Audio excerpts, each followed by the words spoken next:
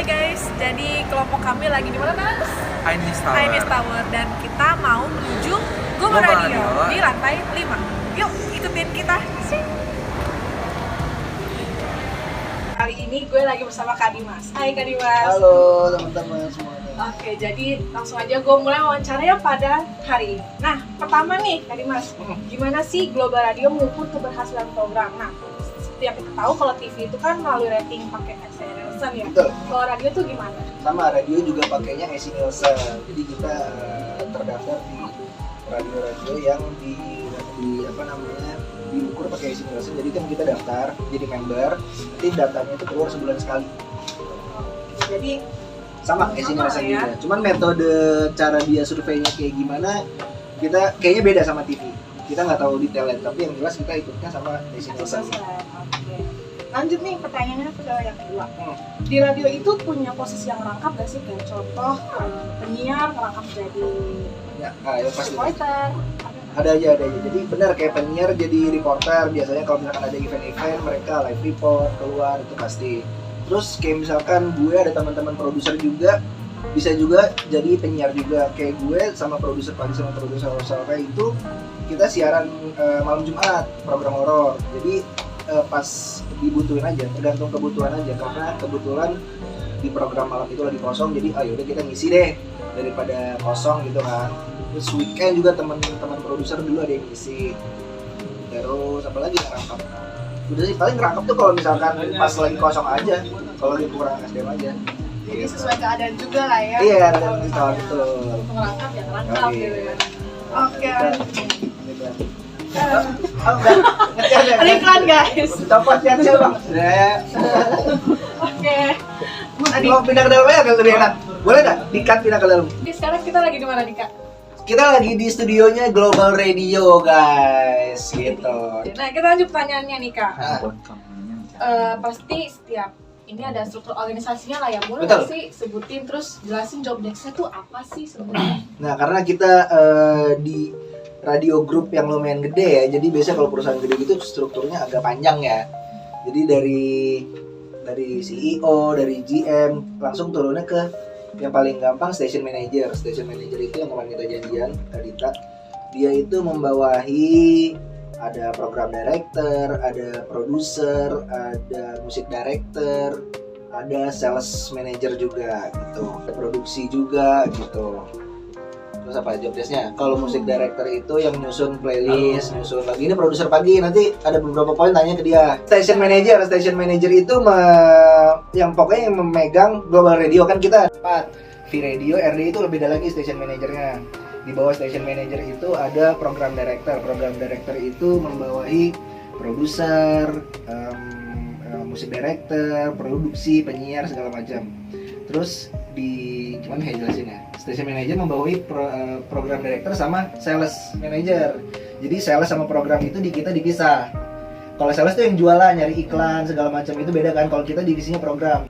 Bosnya program director namanya atasannya. Nah, terus program director itu membawahi tadi produser kayak Edo yang megang program. Gue tuh produksi, bagian produksi jadi bikin audio, iklan segala macam. Terus ada musik director yang nyusun playlist, kontak-kontak artis, label segala macam. Terus penyiar sama operator studio. Gitu. Kalau yang bikin program itu biasanya dari siapa? Jadi biasanya brainstorm antara program director, station manager sama produser. Gitu. Jadi misalkan ada jam kosong mau dibikin program baru gitu ya. Biasanya datangnya dari manajemen dulu, dari station manager atau dari program director, baru nanti nunjuk produsernya siapa gitu. Nah selanjutnya gimana sih caranya Global Radio itu menghidupi karyawannya, kayak contoh iklan kosmetiknya gitu? Ya udah pasti dari iklan ya, dari brand-brand kayak ya misalkan iklan-iklan on air udah pasti. Cuman itu kadang sekarang tuh lagi turun. Kita juga ada aktivasi off air. Kayak misalkan kita setiap Jumat sekarang ada Global Akustik namanya di Sarinah. Suka lihat nggak kalau di TikTok, di Instagram gitu?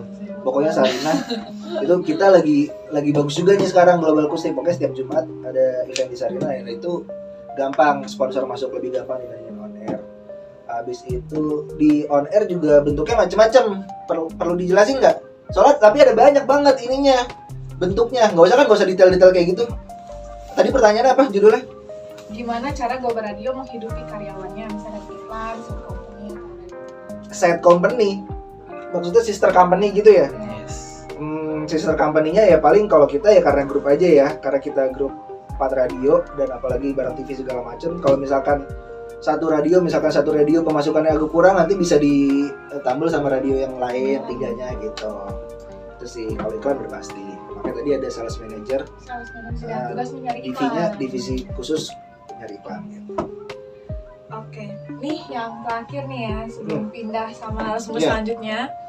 Siapa sih yang menangani atau handle tiap tahap kayak misalnya tahap produksi, praproduksi dan pasca produksi? Nah, kalau ini kalau di radio tuh biasanya istilah produksi tuh ada 2 nih. Kalian pasti yang dimaksud produksi itu produksi siaran kan? Iya, Produksi betul. siaran kan. Sedangkan kalau misalkan udah masuk ke radio, istilah produksi itu biasanya lebih ke yang bukan live, yang biasanya yang taping. Biasanya misalkan produksi iklan, produksi jingle, kayak gitu-gitu. Jadi bukan yang materi live siaran. Tapi sebenarnya sama aja. Kalau yang produksi siaran, nanti langsung aja sama Mas Edo.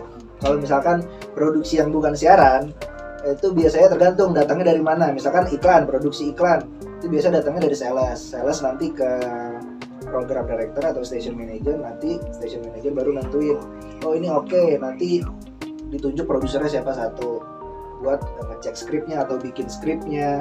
Terus nanti kalau udah approval klien skripnya, baru nanti produksi ditunjuk VO-nya siapa, yang produksi siapa.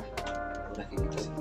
Pokoknya setiap ada produksi sesuatu itu baru ditunjuk oleh orang-orang. PSI-nya benar. Terus kalau misalnya pasca produksinya juga gimana tuh? Pasca produksi paling contohnya apa ya, misalkan kalau misalkan produksi yang sama pihak ketiga iklan-iklan gitu, pasca produksi paling revisi-revisi. Itu siapa yang produser juga yang megang atau Pasti pasti ditunjuk satu produser. Pokoknya setiap iklan, setiap misalkan bumper. Kalau bumper pasti misalkan bumper buat program sore, produser sore pasti yang megang gitu. Dia pasti yang nentuin dari skripnya approval ke program director, nanti dari dia baru cari VO-nya siapa, diedit, nanti begitu udah jadi tetap approval lagi ke program director kayak gitu.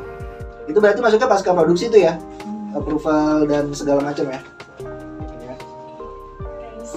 ini sesati buat pertanyaan yang mengenai produksi, nanti kita bakal tanya lagi ke pihak lainnya.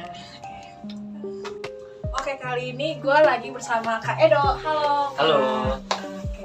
Nah sekarang tadi kan kita udah wawancara sama Kak Dimas, sekarang gue mau langsung wawancara nih sama Kak. Nah untuk pertanyaannya sendiri, gue pengen nanya gimana sih cara untuk gimana ya ngatur SDM di Global Radio, terus ada apa aja gitu SDM di Global Radio? Kalau ngaturnya sih yang pasti bakal per posisi kerjanya juga sih. Kita tuh ada program acara kita tuh yang reguler itu ada 3. Siaran paginya Global Morning Show, terus siaran siangnya Global Radio DJ, ditambah lagi program sorenya Global Afternoon Show. Terus di luar itu tuh ada program horor kita namanya Gacor, yang siarannya tiap malam Jumat, kita horor. Dan sekarang itu sedang berjalan ada segmen khusus kita, program khusus Global Radio Weekend Takeover. Tapi yang pasti itu yang 4 tadi sih yang sebelumnya. Itu jadi kalau per posisi itu kan kita di Global Radio produser itu ada 2.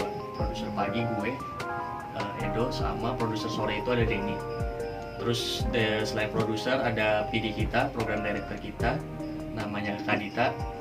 Terus ada orang produksi kita, Dimas. Terus penyiar kita ada 4. Ada Aji Sabah di pagi sama Bass Boy. Di siang ada Sandi Luo, sama di sore itu ada Laras Tahira. Itu ada 8. Terus di setiap program itu bakal ada operator. Operator itu yang tugasnya mixing si siaran ini, mixing di log share gitulah. Jadi ada 3 operator kita. Dan ditambah lagi itu udah 8 terus 3 11 admin, ada admin kita 1 12 dan 1 lagi itu ada anak sosmed kita. Nah, total ada 13 berarti itu sama secara SDM ya di Global Radio ada 13 orang. Gila guys, 13 orang. Dan itu per posisinya juga beda-beda. Iya beda-beda ya. Nah, Global Radio kan tadi kan kakak jelasin punya banyak program lah ya, yang pagi, sore. Apa sih program unggulannya dan kenapa itu bisa jadi unggulan gitu dari Global Radio? Kalau kita itu ada program paginya kan namanya Global Morning Show tuh sama Haji Sabar dan Mas Boy. Itu ada beberapa segmen yang perharinya itu ada segmen yang jadi unggulan kita, kayak misalkan ada segmen yang tiap hari jam 6 itu bakal diputar, ada namanya FYI, for your info. Jadi itu segmen itu lo boleh ungkapin perasaan bebas ke siapa aja dan buat siapa aja. Caranya dengan ya registrasi dulu, nanti ditelepon dan bakal ungkapin perasaan itu saat on air. Itu namanya ada FYI. Terus yang tiap hari bakal kita lakuin selain FYI itu ada namanya Morning Versus.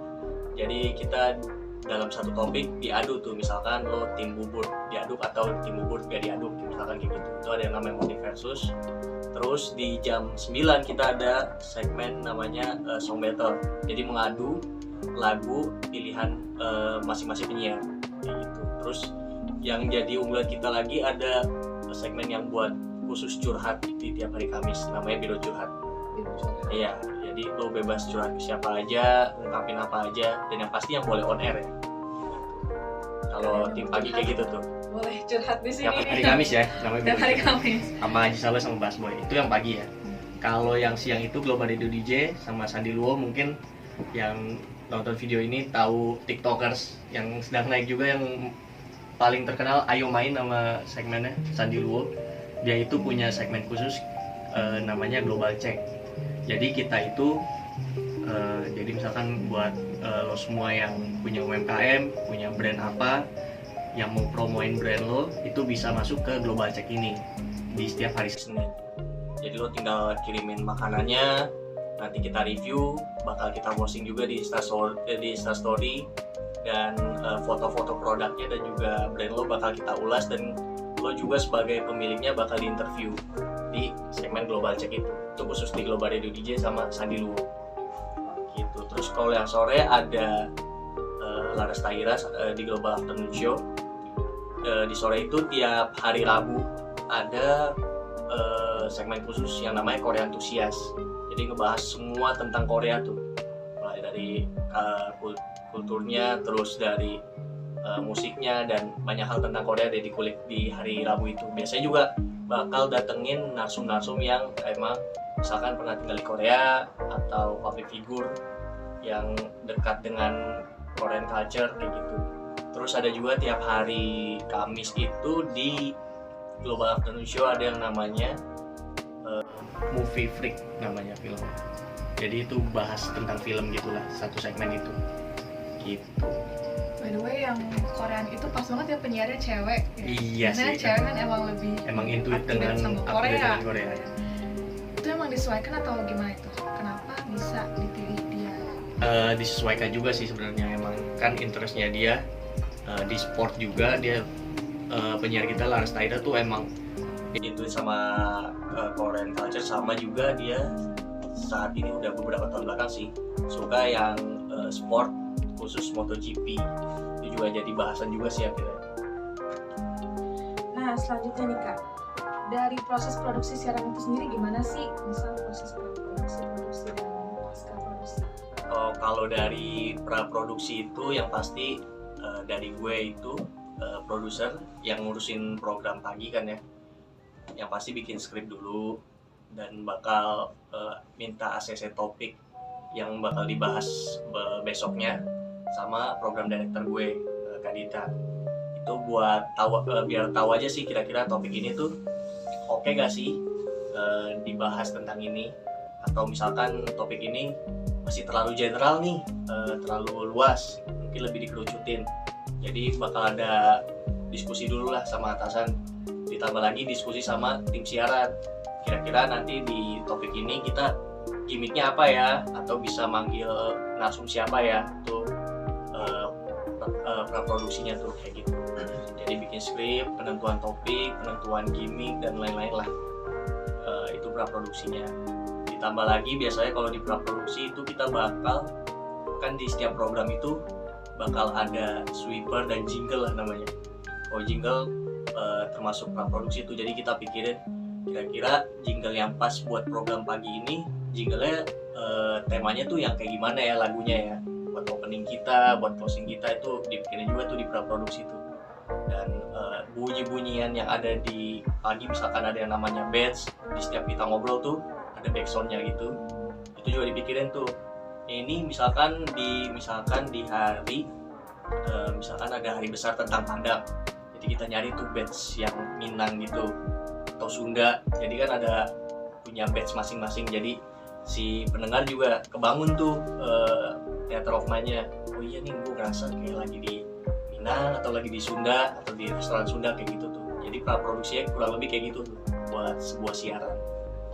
Berarti kan tadi lu jawab ada yang siaran yang horor itu ya, berarti Oh ya, itu benar-benar backsound horor juga dong ya? iya sih, termasuk mencari narasumber juga. Kebetulan kita udah beberapa kali edisi ketemu paranormal gitu lah, dukun yang dukun apa ya, masuk ya dukun selebritis kali ya. Jadi followersnya lebih gede dari kita, bahkan ratusan ribu, dan kita temuinya tuh gak sengaja out of nowhere aja gitu, dari e-commerce tiba-tiba punya kontak dia terus jadi narsum. Bahkan sebelum itu di luar program horor kita ya, kita pernah interview waktu itu lagi naik-naiknya Spirit Doll, pernah di akhirnya di tim pagi kita bahas Spirit Doll, yuk kita cari narasumbernya untuk praproduksinya tuh. Akhirnya kita dapet narasumbernya, akhirnya kita live Instagram bareng, akhirnya kejadian lah kita bahas Spirit Doll kayak gitulah. Termasuk yang acara horor tadi sih dipikirin kayak gitu. Nah, kalau dari pasca produksinya sendiri itu gimana? Oh iya, dari praproduksi, di produksi dulu ya. Pas lagi produksi tuh berarti saat jalannya siaran tuh. Ya, saat jalannya siaran, yang pasti skrip yang udah fix tadi, biasanya bakal ada penyesuaian lagi tuh. Misalkan ada berita terbaru yang bakal jadi info, atau ada, tiba-tiba di hari ini tuh topiknya kayaknya lebih pas ini deh, tiba-tiba. Jadi ada bakal ada kemungkinan buat penyesuaian lagi tuh di selama produksi, selama siaran. Ditambah lagi selama siaran tuh seorang produser ya, kalau gue bakal megang sosmed juga buat upload flyer, dan juga supaya narik atensi dari pendengar sih. Kan kita udah gak cuma dengerin radio doang kan, sosmed kita harus jalan gitu. Jadi selama produksi, selama siaran, gue juga tuh yang upload tuh flyer-flyer. Jadi tiap program punya punya kewajiban masing-masing kan si produsernya. Jadi di program pagi gue juga bakal upload flyer, terus bakal mencari caller yang pasti buat, karena tiap jam bakal ada penelpon dari global people pendengar kita. Terus selama produksi apalagi ya kira-kira, sama biasanya tuh ada video yang misalkan tolong bikin video ini yuk sama penyiar buat gimmick aja, buat kita upload di sosmed. Itu juga terjadi pas produksi itu gitu, kurang lebih kayak gitu sih pas produksi. Terus pasca produksinya yang pasti misalkan misalkan di program pagi gue habis siaran dengan musisi, jadi pasca produksinya tuh gue bakal narik hasil siaran gue, akhirnya dibikin highlight itu bisa dalam bentuk video ataupun audio yang gue puter setiap jamnya di radio. Jadi highlight keseruan program gue tuh kayak apa tuh di program pagi. Kebetulan gue yang megang pagi kan, kayak gitu sih. Jadi itu tahapnya baik banget. Iya. Ya. Tapi bakal gampang diingat lah kalau tiap hari dikerjain. Kerja sama tim juga sih. Iya benar. Oke, kalau gitu dari gue gitu aja. Thanks Kak Edo. Thanks. Kita lanjut ke sesi selanjutnya. Bagaimana cara mengevaluasi? Setiap bagian itu beda-beda. Kalau untuk penyiar ataupun on air itu biasanya kita akan ada air check untuk setiap program. Itu dilakukan seminggu sekali atau maksimal itu 2 minggu sekali. Jadi kita akan mereview penyiar-penyiar ini dalam gimana cara mereka menyampaikan info-info yang disampaikan gitu. Terus begitu cara mereka menyampaikan campaign yang dipunya sama global dan stasiun yang lain. Berarti rekamannya didengerin gitu? Rekamannya didengerin bareng-bareng, terus nanti kita evaluasi bareng. Sedangkan untuk production itu biasanya kita akan ada hearing untuk audio-audio yang sudah dibuat, terus nanti kita akan periksa mana aja yang kurang sesuai atau kurang relatable, terus nanti ada evaluasi. Terus untuk pertanyaan nomor 6, berapa banyak jumlah orang di low management, middle, dan high? untuk high management itu 5-6 orang, untuk middle itu 15-20 orang, dan untuk low management sekitar 150 orang. Jadi totalnya lebih dari 200 orang. Tapi berarti itu ya Kak, di grup MNC ya? Grup MNC untuk 4 stasiun Trijaya, RDI, V, dan juga Global. Bukan global doang, berarti Bukan global. manajemennya satu manajemen gitu ya? Betul. Sekian.